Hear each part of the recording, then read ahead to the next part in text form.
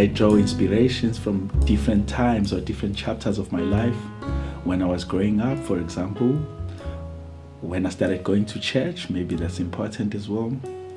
The surroundings where I grew up, and eventually maybe when I moved to Durban to go study music, and there was a bit of a change there in terms of the music that I got exposed to. So this record is really trying to respond to that, and also just putting connections between my upbringing and the life I live now and the people around me now.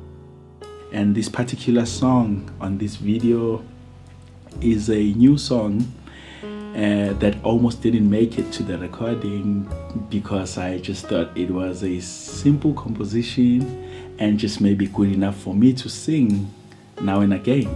So today I tried playing it on the piano and everyone felt that this could actually make it on the record. It's called At Your Feet, Oh Lord. I strongly feel personally that it's important to always put a connection between the music that inspired me and sort of the music that I think I can bring to the table. So this song is one of those responses to what is there and how can it be moved forward.